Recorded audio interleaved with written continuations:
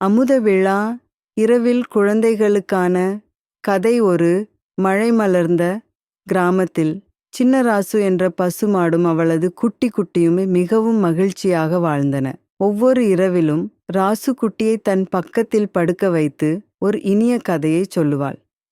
நேரம் பொழிகிறது. ஒரு நாள் குட்டி தனது அம்மாவிடம் கேள்வி கேட்டது. அம்மா, நேரம் எப்படி ஓடியிருக்கு? அதை எப்படி கண்டுபிடிக்கலாம்? ராஜு சிரித்துக்கொண்டு குட்டியின் கன்னத்தில் முத்தமிட்டு பேசத் தொடங்கினாள். குட்டி, நேரம் என்ன தெரியுமா? அது ஒரு மரபு செடியை மாதிரி இருக்கு. நீ வேரை பார்த்து தண்ணீர் ஊற்றி வளர்த்தால் அது கொடியாய் வளர்ந்து பூவாய் மலர்ந்து நமக்கு பழம் தரும். குட்டி தலை குனிந்து கேட்டது. அம்மா, அதெல்லாம் நல்லது. ஆனால் நேரம் எப்படி பழம் தரும்? நேரத்தின் மந்திரம். அப்பொழுது ராஜு கதையை சொல்லத் தொடங்கினாள். ஒரு முறை ஒரு சின்ன பிள்ளை நேரத்தை வீணாக்கி கொண்டிருந்தான். அவன் பெரிய மனிதராக மாற வேண்டும் என்று நினைத்தாலும் தினமும் தாமதமாக சாப்பிட்டு விளையாட்டு மட்டுமே ஆடிக்கொண்டிருந்தான்.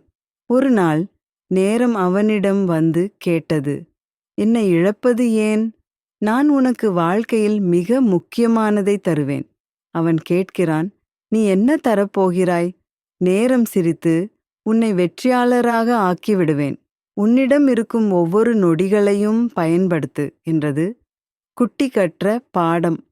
கதை முடிந்தவுடன் குட்டி மகிழ்ச்சியுடன் தலையாட்டியது.